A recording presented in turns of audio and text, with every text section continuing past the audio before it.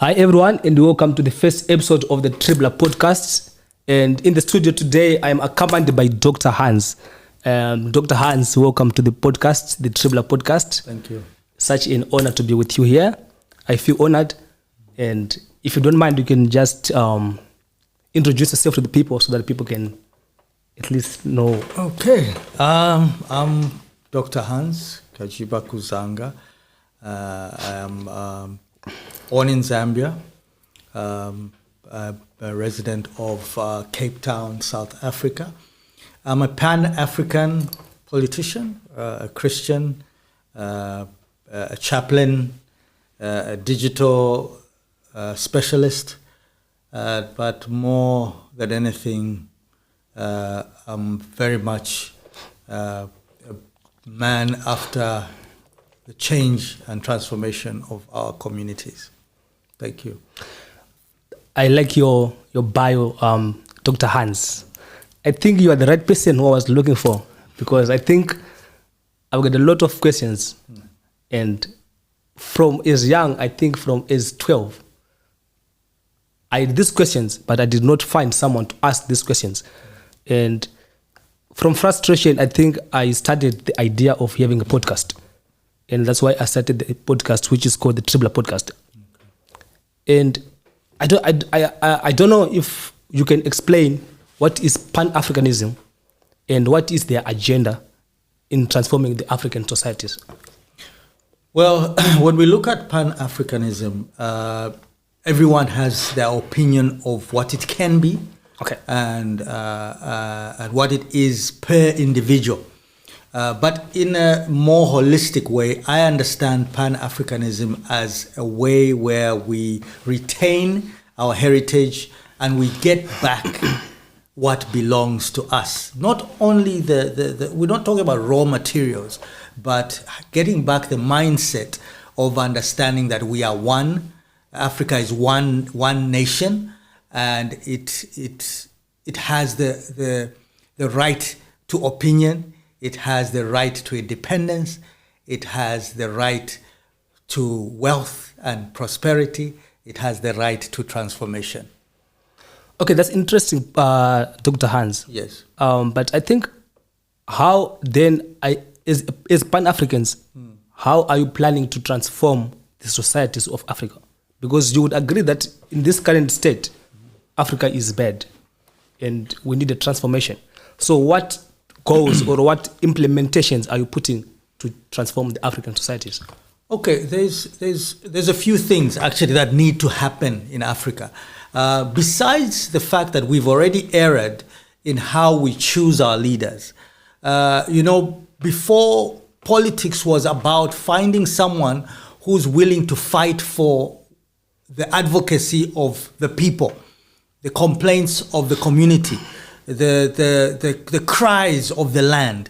But now the political arena has become a place of, you can say, stock exchange, in the sense that the Western has brought a certain culture where everything is valued by what you have, or everything is valued by the debt that you have. So there's that exchange in freedom and saying, remember, before there was slavery brought in by the colonialists. And then that slavery also instituted the fact that, okay, they bringing civilization, we give what we have. We give our land to them. Then we decided, oh no, we cannot give up our land. This is our land. They found us here. But then it was too late, because we have taken so much from the West that now it was a point of saying, what are we going to give back? Now, during this whole time, we are building leaders that in their mindset, everything is business and not transformation. Okay. So that is where the era actually started. So I don't know if I'm making it clear. Okay, I get the part of what a Pan-Africanism is, which is to unite Africa to be one. Yes. And do you mind to clarify, when you say to unite Africa, are you specifically talking of a specific race, or you are talking as anyone who is in Africa? When I talk about unity, I talk about agreement. It's not necessarily color. It's not language. It's not tribe. It's about agreement, if we are able to agree that this land, we're not saying it cannot belong to one person. It cannot belong to one tribe because everyone migrated. That's the thing about every continent. Yeah. When you go to America, no one is an American. They became American because that is where they chose to stay. And so many other lands all over the world. So when we come to Africa, people migrated or were moved from one settlement to another. So all that we need to do is agree to work together towards a certain goal. I think that's a good, valid point that you have made, because I think people out there, they honestly believe that when we are talking of Pan-Africanism, we are talking of something that has to do with only the black people and is excluding the whites. So I like the point that you have made. But I still think you have not answered my question when I ask how are we seeking to transform the African societies?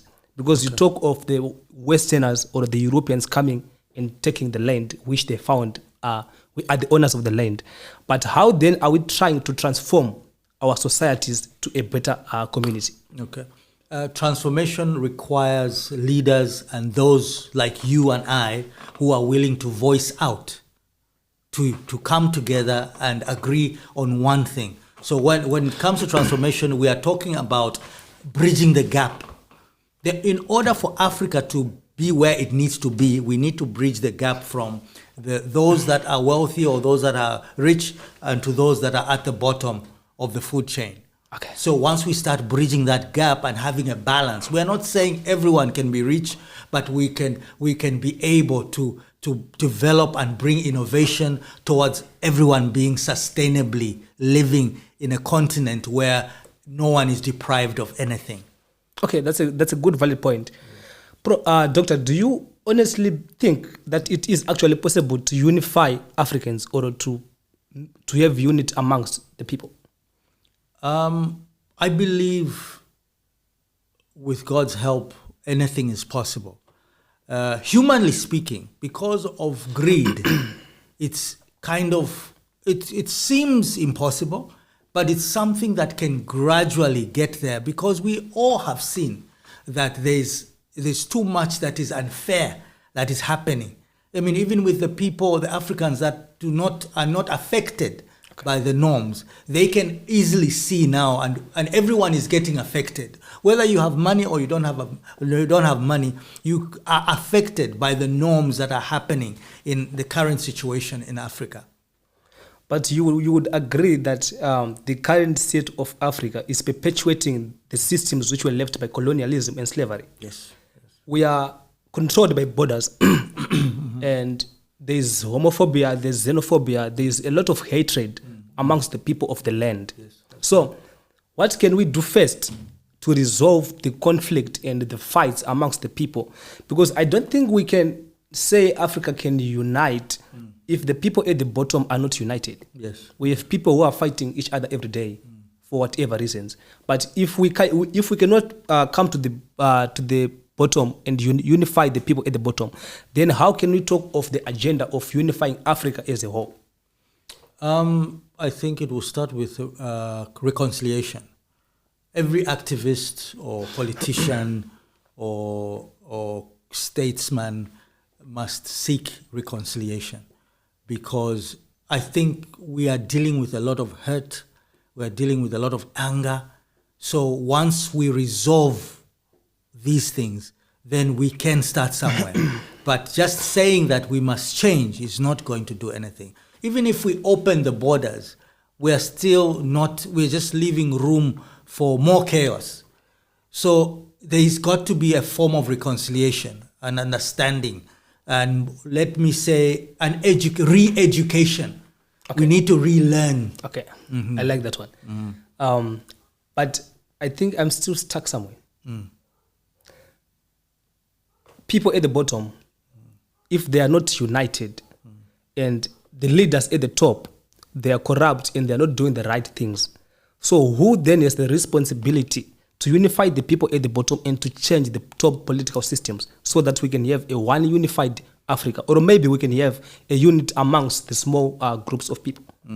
The worst problem we have is even the people at the bottom are living on the norms of saying eat or be eaten. Okay. So if you live by eat or be eaten, when those that are on the top come to bring reconciliation, to say, okay, here's an idea Yeah. of how we can change, all they think is that this man has come to take more from us. So how do we change the mindset? So it's all about the mindset. Without the mindset transformation, I don't think we're going to get anywhere. Okay, I like the fact that you talk about the mindset. Do you really think there is hope for change in Africa with the current educational systems? If we left the educational system that we had years back, we would have more hope. But now there's a lot in the education that has been tweaked to accommodate the Western world, which I'm not contradicting the Western world.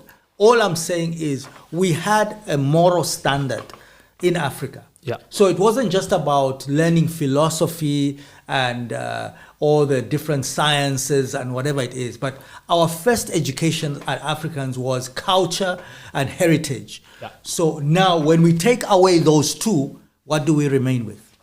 We're left with nothing. Okay, I like the idea, but I think the education system that we have in Africa was brought with colonialism, and it was therefore implemented to equip our grandfathers or our mothers to be workers in the industrial space.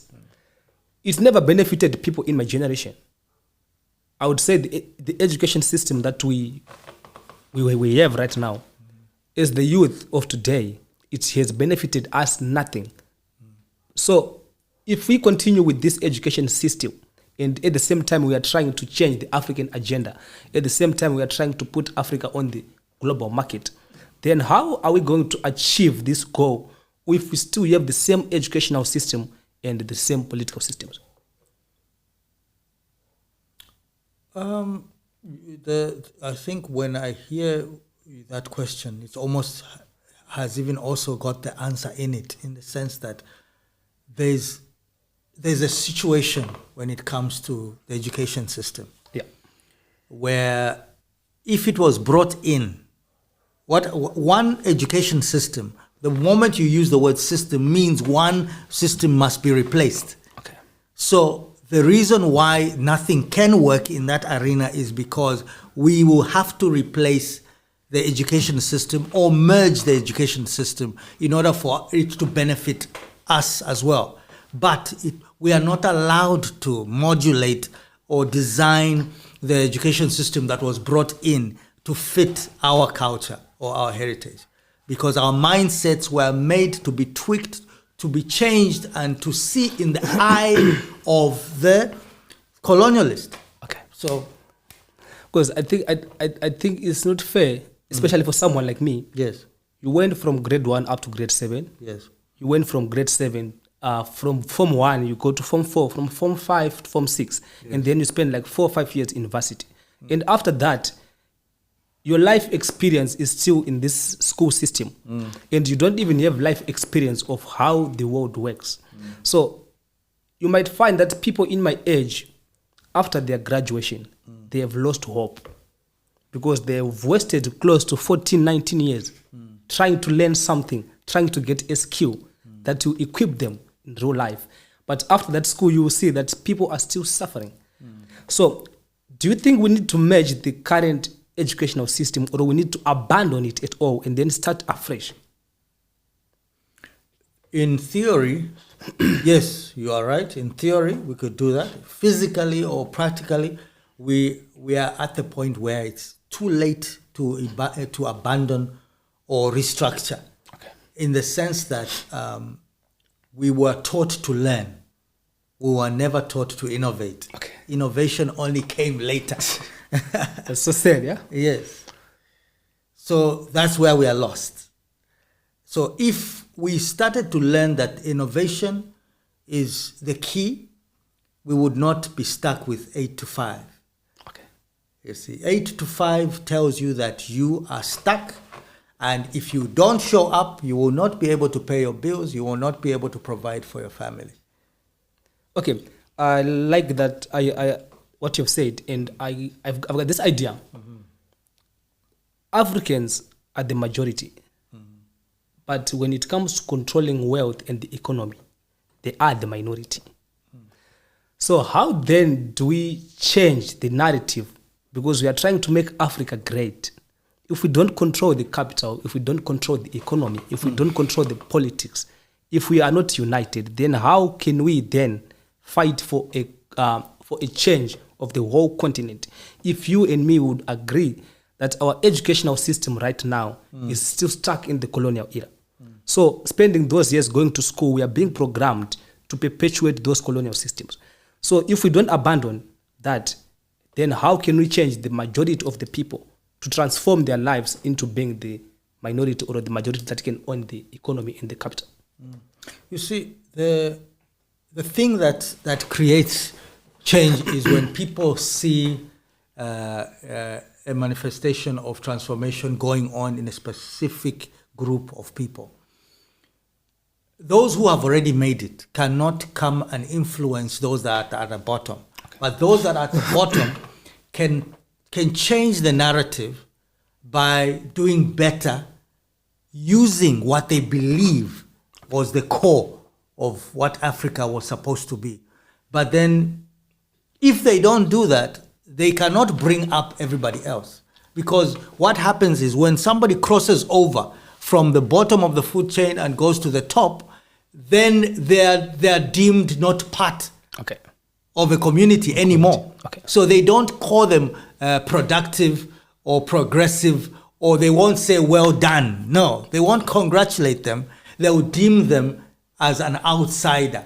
Since we are poor, the rich are outsiders. So now, when we need to bridge that gap, we need to tell the people that are at the bottom of the food chain that the difference is not the mind or what is capable to do, but the difference is information. Okay, so Dr. Hans, yes, I pick up something. When you say the outsiders came, are you referring to a specific group of people? Are you referring to a specific color of people, or are you talking of people who brought the capital? Okay, let me maybe break it down a little bit. Okay, there's three things here. We have the rich person, or the people that are above those that are below. Okay, that has no color. Okay. It can be black, it can be white, it can be any color. Okay, because there is success in all colors. Okay, there is no color that's left behind when it comes to success or poverty. So now, when the poor group together, every time one of them succeeds, they call him an outsider. Okay, I get your sense now. Do you understand what I'm saying? I get your sense now. So because of that mindset, those that are at the bottom get comfortable at the bottom. Okay. And I think that proves your point that it's really hard and difficult to unify people. Yes. Especially when we're talking of a large number of people. How then, I'm still challenged with this narrative to make one great Africa or to unify Africa. If we still agree that if someone is of a different tribe or of a different language with me, they see me as an enemy, or we cannot cooperate as a people. Or if we are from different geographical locations, yes, we are not going to have a common ground. So if that is the case with the people at the bottom, and different cultures, different languages, different perspectives about life, different goals and different agendas, do you think it's actually possible anytime soon to have one great Africa, or to have a unified Africa that we are fighting for? It is possible, but the challenge we are having is not that it's possible or not. The kind of leaders we have. Remember at the beginning I mentioned that the only formula I believe that can work is reconciliation. Now, if one country is at loggerheads with another country, it's not always the people who are at loggerheads, it's the leaders that are at loggerheads. So when we talk about unity, we're not talking about the people of the land to unite, It's the leaders of each land to unite. Okay. That is what can give us hope in being Prof, one. Yes. Do you believe that we need to change from top to bottom, or we need to change from the bottom to top? It needs to be, the change needs to start from those that have been left behind. Okay, so if we agree that we need to change from the bottom, Yes. and there is disunity at the bottom, Yes. there is hatred at the bottom, Yes. Mm-hmm. and there's no any sign of unity at the bottom, because if we have to talk of, especially of maybe not a specific race, but from the poor majority, there is a lot of things that are going on which is disunity, and there's no hope for that change anytime soon. Okay. So what can we do then to change from bottom to top, or from top to bottom? What can we implement? Okay. In order to bridge the gap, if we talk about physical and practical things, we must still, like I said, we must reconcile our differences. And then a re-education. Because the reason why most Pan-Africans advocate for a oneness is because of the fact that the redistribution of wealth in Africa will allow us to all have a balance and an opportunity to succeed. So now the problem is there's countries that have the resources to retrieve what is called wealth. And then there's countries which have the wealth but don't have the resources to actualize it. So how is it that they can change? They cannot change. Let me give an example of Congo DRC. Yeah. It's maybe one of the most wealthiest countries in Africa, and yet it cannot be on the level of most of these other countries, not because it's not possible, but it won't be allowed to, because exploitation has preceded development. Okay. Yeah. I've got 3 questions now. Yes. I need you to answer the question as to who should allow Congo to be free. I think you will answer that first.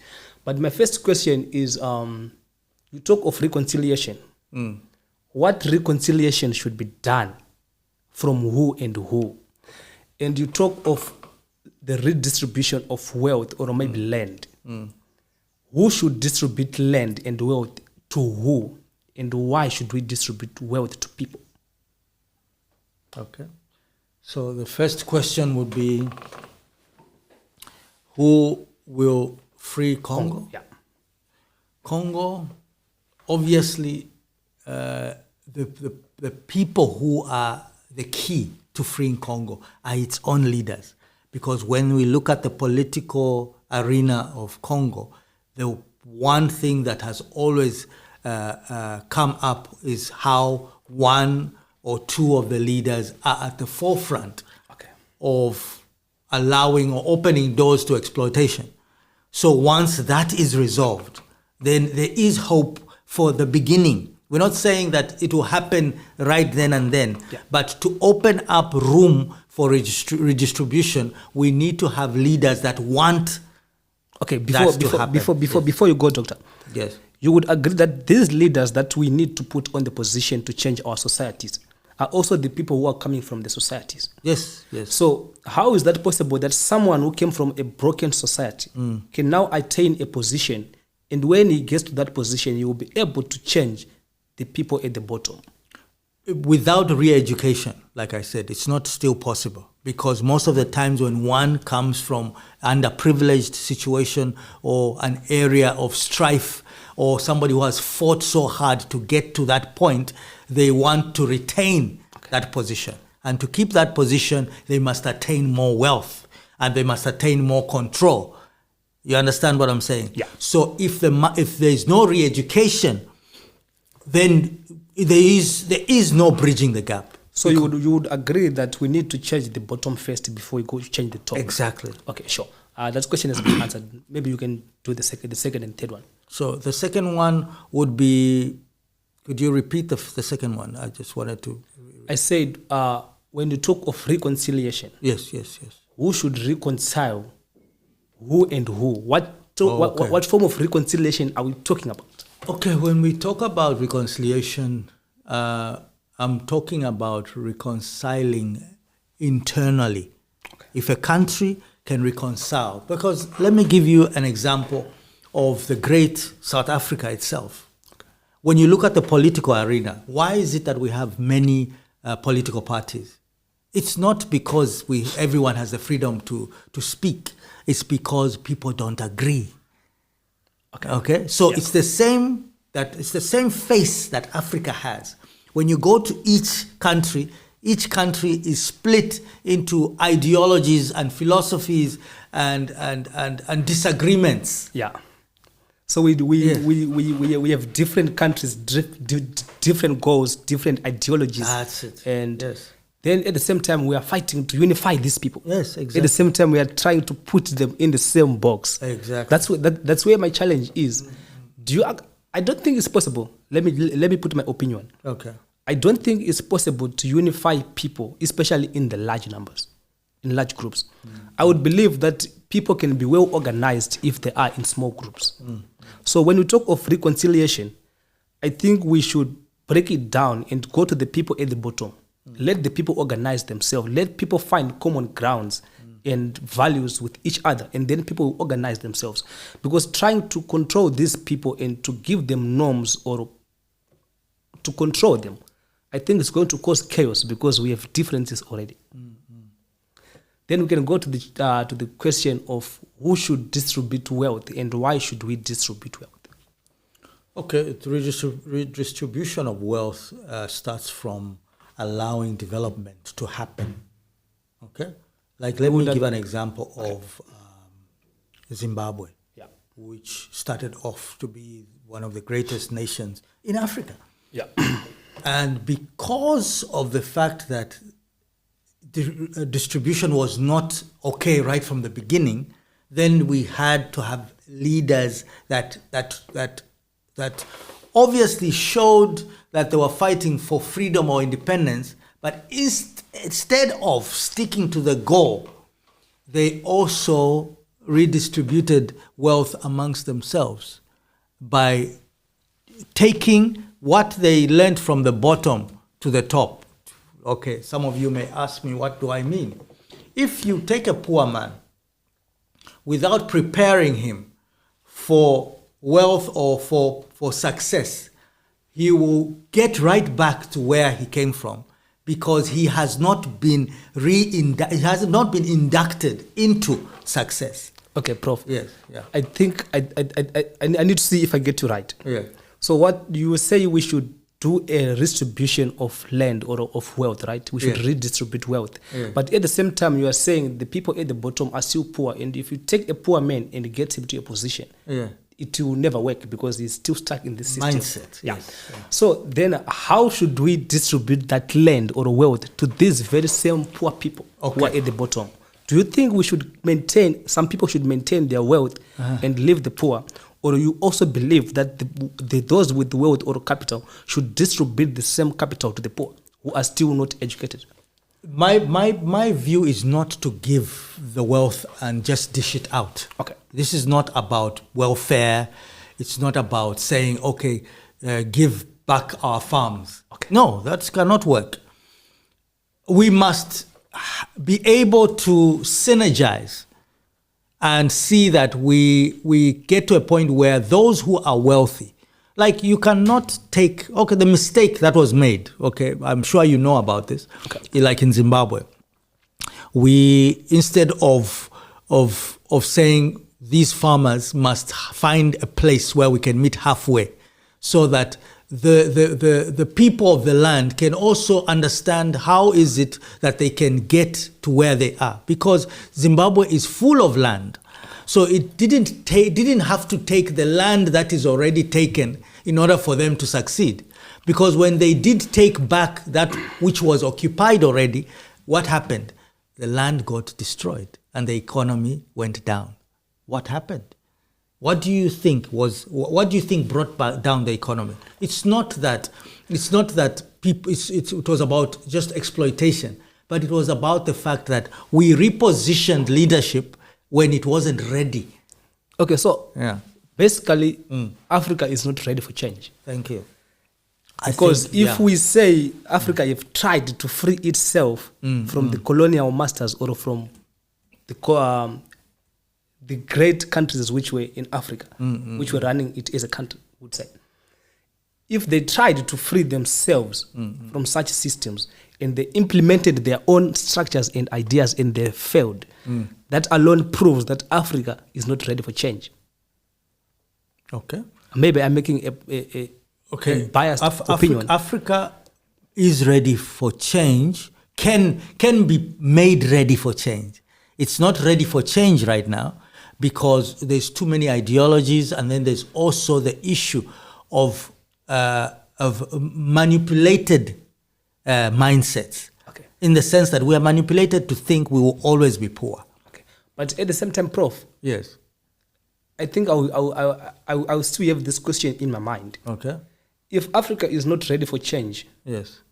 if people are still divided, if we Yes. still have these different ideologies, every country has its own agenda, then why are we fighting so hard to make these African countries one? Or why are we fighting to unify these countries, of which we know for sure that is difficult and it's not going to happen anytime soon because the people at the bottom are not ready for that change? Do you know, it's a very good question. It's a very, very good question. And there isn't a wrong and right answer to this because it's something that is still needs birthing. So, do you know why we have migration? The reason why people migrate and go to other countries is they have the idea that it is better or greener on the other side. Okay? So now, you look at it this way. There's people who come from either Zambia, Congo, Zimbabwe, whatever it is, that come to countries like South Africa. And they do very well in South Africa.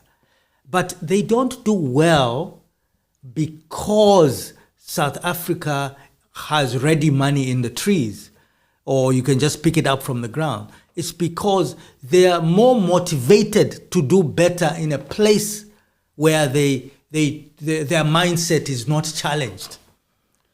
In their own country, everyone is complaining about poverty. Yeah. In their own countries, no one wants to innovate because they've given up. So, Prof, you would agree with me Yes. that Africa is far from change and the people at the bottom are not ready to be unified. They cannot have a common ground.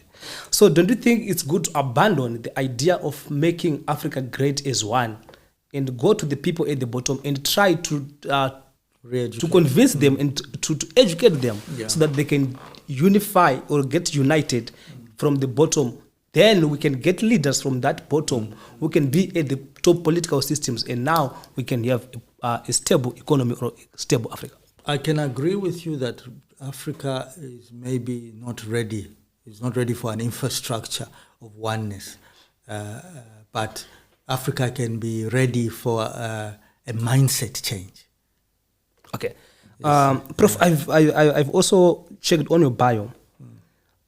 How then, as Africa, are we using social media to transform it to be on the global market? Okay. We do have social media.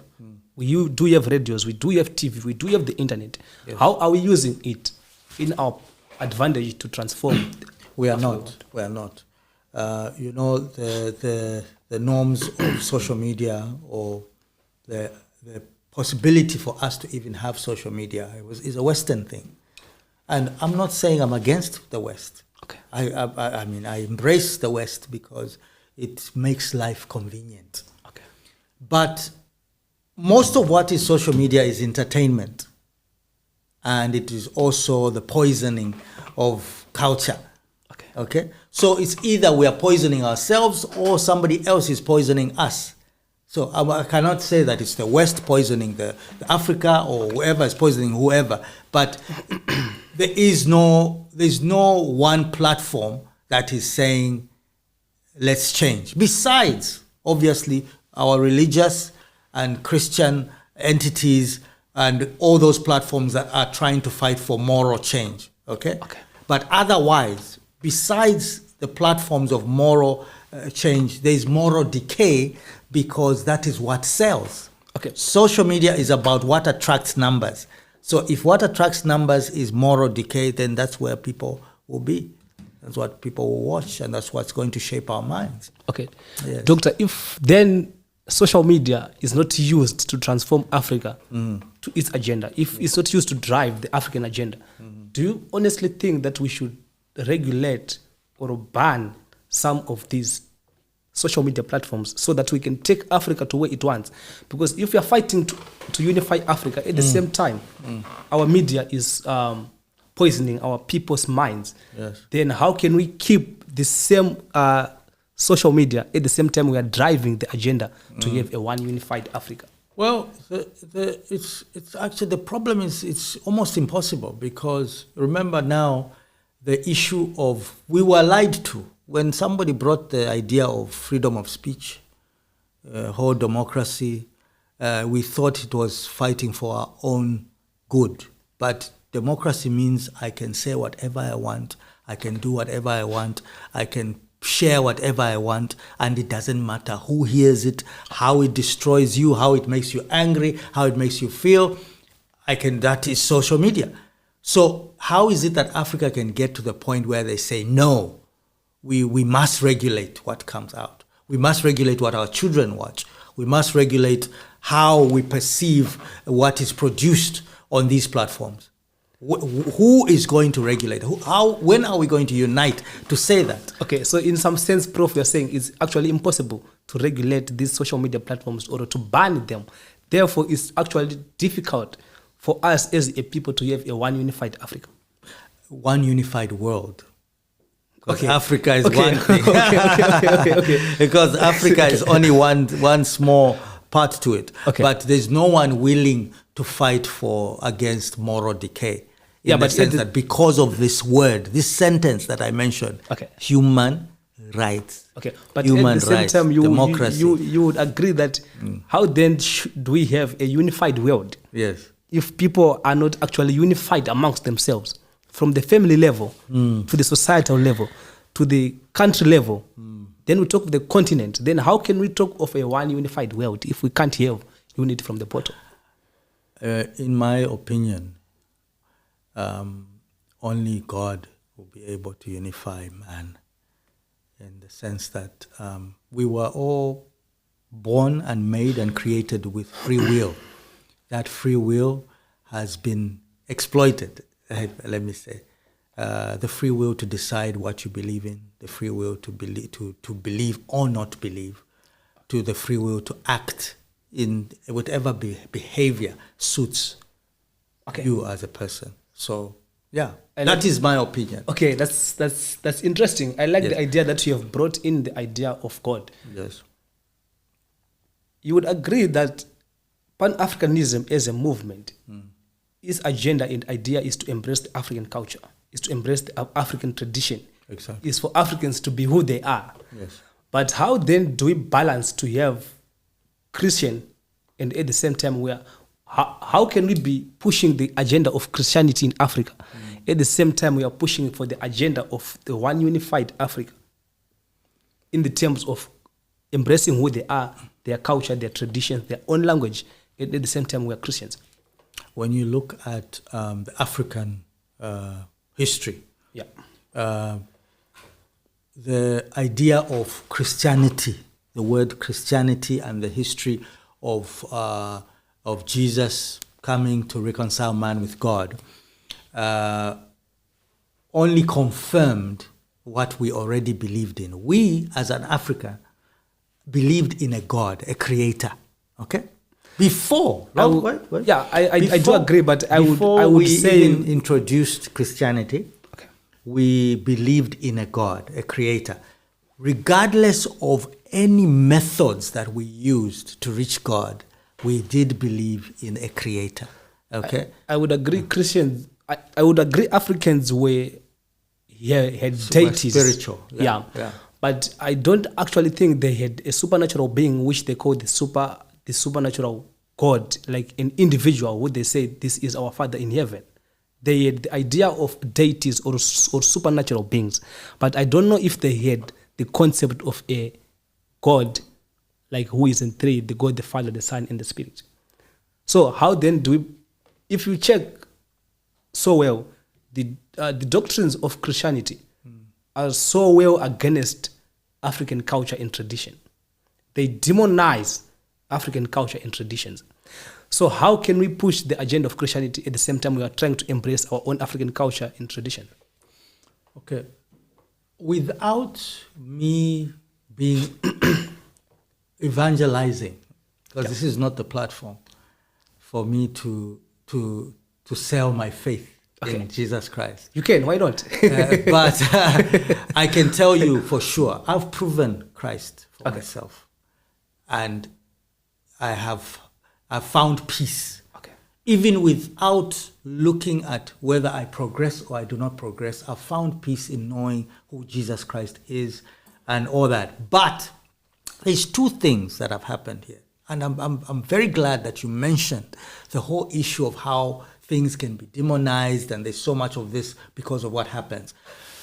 There's a difference between believing in a God, and ancestral worship. Since when does one who die becomes a god after they die? Let me just finish my breakdown. So it's not about demonizing. There's certain things that are just, we can't, like, I won't say common sense, but a spiritual sense, because there's principles to everything that is in the spirit. So it's not about Christians believe this or Christians believe that. There is, even when it comes to even the scientists who most of the time do not believe there's a God, that something just happened, exploded, and then things just happen to be. Okay? Yeah.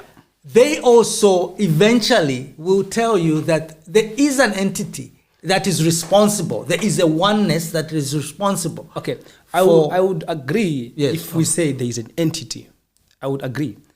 But my point is to say, if Christianity is demonizing your culture, your tradition, your language, because for you to understand the God of the Bible, Yahweh, Jehovah, the first thing you need to do is to understand the Jewish culture. And the second thing, you need to understand the Jewish language. So if we have a supernatural being who created human beings and he created them diverse, how then is he not speaking with those people in their own diversity? Why do I need to abandon my African culture and traditions? Because if God created me as an African, as a black man, as a Shona person, why can't he address me in my own language and in the way that I do understand it? Very good point. It's like I said, it's a re-education. There is nothing in the Christianity realm or arena that is against culture. It's against morality, decay of morals. There's certain things, even you would agree that it's not everything in the culture or even the practice that is good. There's certain things that we must keep and value. You understand? But it's not everything that you can agree with. And people also know that. But because in our heads we've said, why is it that Christianity comes to take away what we believe in? But not everything that we believe in is good for us. I do agree that not everything we believe is good for us. Not at all. But I think it will be better for us to embrace who we are first, and then we'll question our cultures and traditions. But by abandoning them and embracing the other culture, I think it's not going to take us far as Africans, because we have now to adopt someone's culture and traditions. At the same time, we are pushing to have a one unified Africa. So if I'm a cultural African, I practice whatever I do, and then you are a Christian, it means that we are not going to find a common ground and the same goal in life, because our future is totally different. So how can we embrace the two, African culture and Christianity, at the same time? The agenda of one Africa, one unified Africa. We have people who value their culture and traditions in Africa. And we have people who have abandoned, maybe not, but who are pushing for Christianity like you. How do you merge the two to become one? Let me tell you one thing, and this is opinion. And this is what I believe. Okay. Okay? You will believe that, okay, I must stand for my African culture. Okay. It's good. There is African culture that I believe in. But as a Christian, Okay. when you talk about culture and Christianity, the biggest difference between Christianity and culture is the source. In the African culture, we have so many deities that we must go through in order to reach to a God, whichever God that is. You would agree Africa is diverse, and I'm talking about that diversity. Okay. That's what doesn't even bring unity, remember. It does bring unity because people organize themselves in small groups, and therefore people in those small groups, they understand the supernatural being. Yeah, but they will not agree with the other small group. Why should people agree if they are totally different? Thank you. If we have different ideas and different understandings, then you do agree with me. Then why should we agree? You do agree with me then when I tell you that Christianity came to unify man and reconcile man with God, and also whatever norms that came up with culture or whatever it is, we are not, Christ did not come to say, do this or do whatever it is. He gave you the option to choose what? Either life. I would also think that telling an African kid who is in ACAS right now to say that we are embracing you, we want you to be an African, but the person who died for you, he came and died for you in Israel. I don't think it to be fair. You are now not embracing the African culture. You are not teaching a person to be who they are, because now they have to look out for a savior or for an individual, a God who came to save them from Israel. Yes. Instead, why can't we embrace the African culture?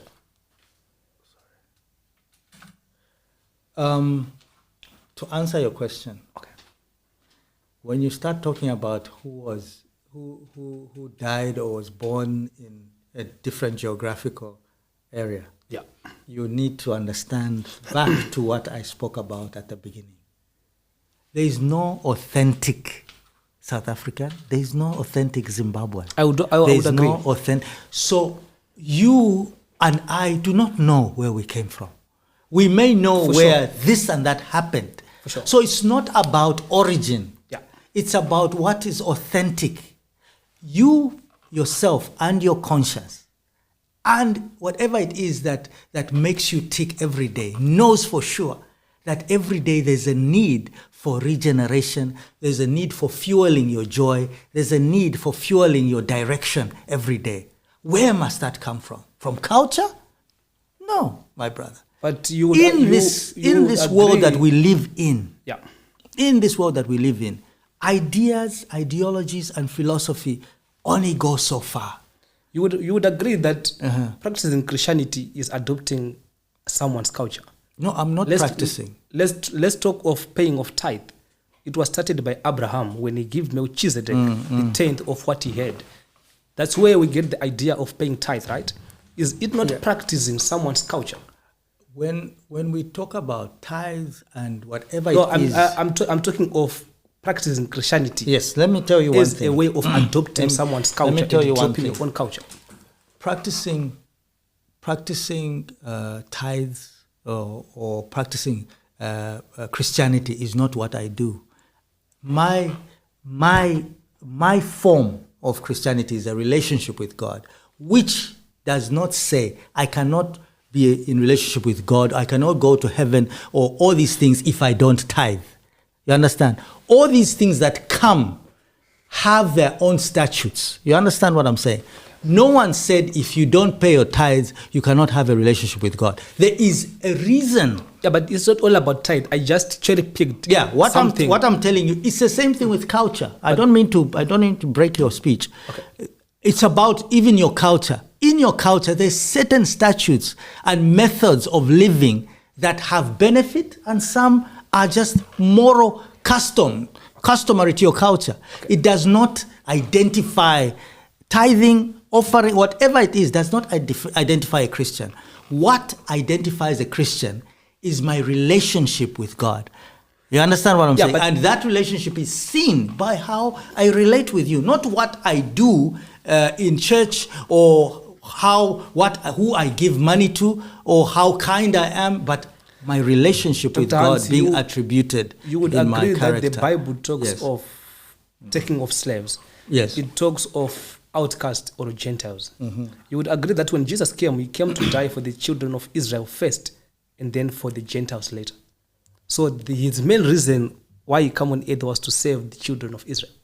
So by embracing the African culture, the African agenda, trying to have a one unified Africa, at the same time you are teaching them that someone who saved them from their sin or from their poverty is someone who once existed in another continent. I don't think it would be fair. That is still an idea. Let me tell you one thing. When you know hermeneutics, remember when I talk about re-education, Yeah. as much as you are against Christianity, whatever it is, there's a lot still that maybe we must exchange as far as knowledge is concerned. Yeah, I think when we talk about Israel, Yeah. Israel is a nation. It's not a particular place. Listen to this. I do agree, but it's not part Gentiles. When it talks about Jews and Gentiles, it was not talking about a specific people. It was mainly talking about those who believe and those who don't believe. Okay, I think we'll carry that topic. But that is another. Okay. It's a show for another time because we can really unpack this. Sure. Yes. Yeah. How much time are we left with? We're 51 minutes in, 52 minutes in. Okay. So 10 minutes left. 10 minutes. Okay. So, Doctor, do you believe or do you have hope in the African boards like SADC, Africa Union, or other African boards that are in place, even UN itself? No, I don't. Why?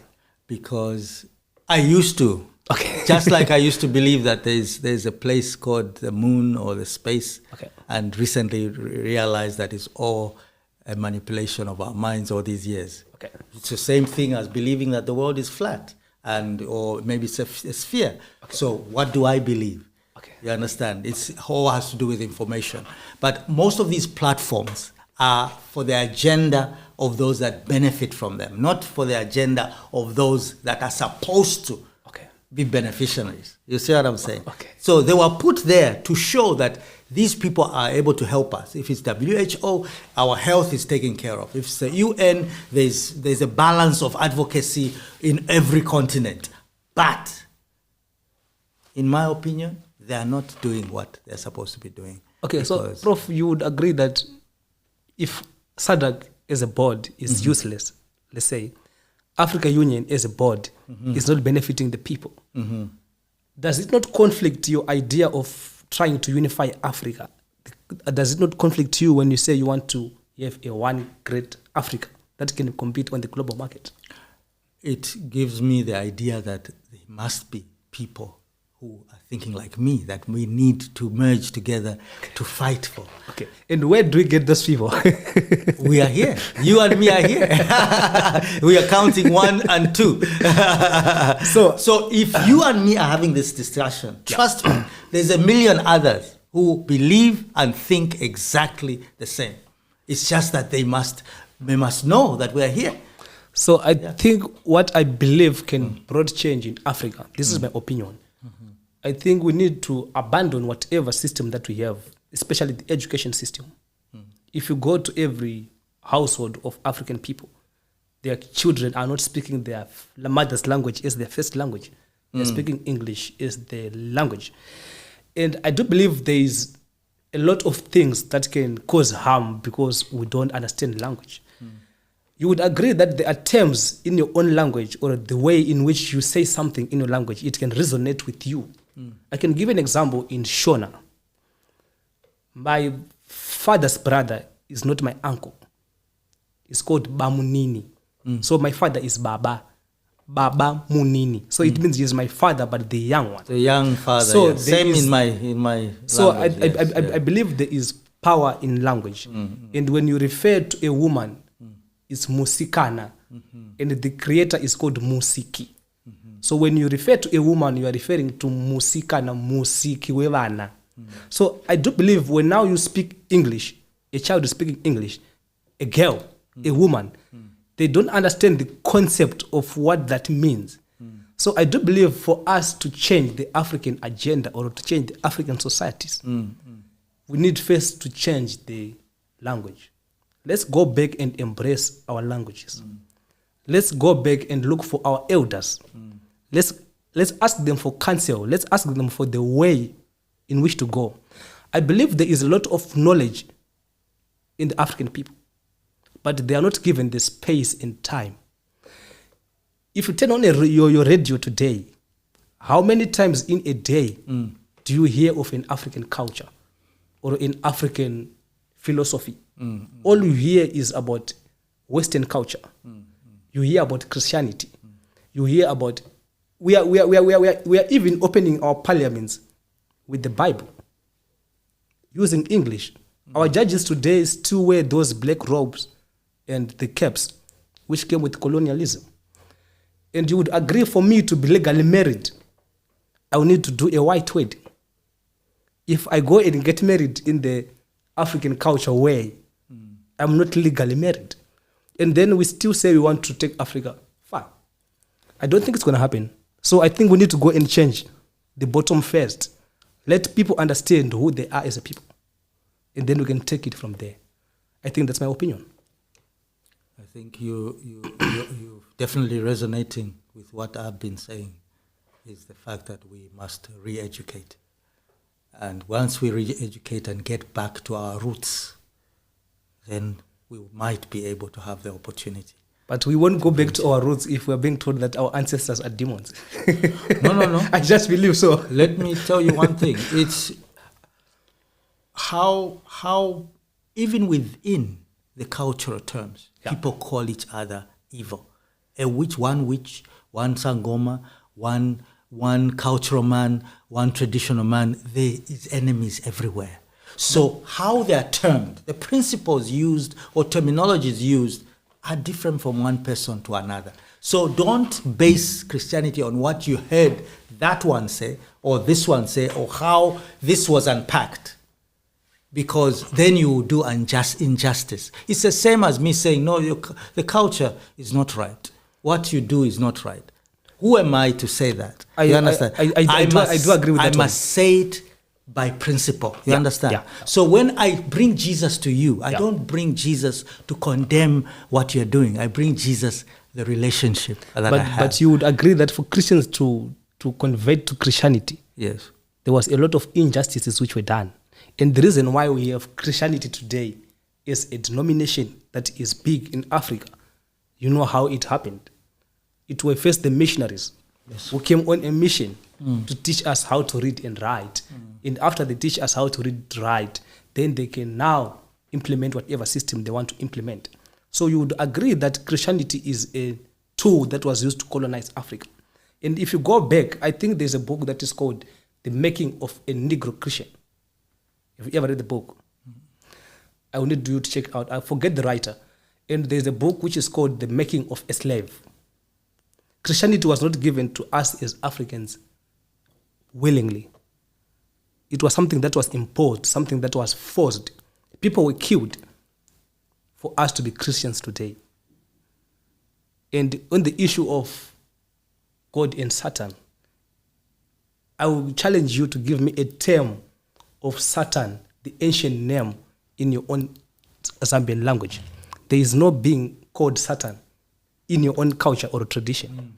So when now we are teaching our kids that we have two supernatural beings, God and Satan, the ultimate good and the ultimate bad, and these two are at war, and we have to choose either side, A or B, I think it will be injustice to the people of Africa, because in our culture there is no such thing as Satan. It's either you are good or bad. Okay, I won't argue with your opinion, but even in your opinion, you also know that there is right and wrong, there is dark and there is light. Yeah. So we leave it there. Which is because no matter how much you run away from good and bad, there is. good and bad. Yeah, I think whether it's in culture, whether it's in Christianity, it's in Hinduism, it's in whatever it is, you will never be able to run away from dark and light, wrong and right, evil and good. Yeah. You understand what I'm saying? That's true. So if we can leave it there, it will be even easier for the listener to digest. You understand? Because if we come to know God, Satan, whatever, all those things are available for those that are willing to learn and understand them. But we cannot deprive also. You understand? Do not deprive information from even the child who must have the choice to choose. Yeah. You understand what I'm saying? So if I stand here and say, no, forget Christianity, forget whatever, I am not being fair. Yeah, that's You right. understand? So for me to be fair, I must tell of my own experience with Jesus Christ. Sure. You understand? Then you must tell your own successful experience with whatever you believe in. Sure. Then we can unpack and see where life takes us. Sure. Amen. Dr. Hans, I appreciate you. I appreciate your time. I'm honored to be with you on my first episode of the Tribbler podcast. I think it means a lot for me. Yes. And it's good for people to understand that we can have different opinions. At the same time, we can still be okay with each other. 100%. It doesn't mean that when we differ, we have to fight. Yes. I appreciate you, Dr. Hans. Thank you so much. I think this is the end of the show. Thank you, guys. And don't forget to comment, subscribe, and like this channel. Till we meet again. Thank you.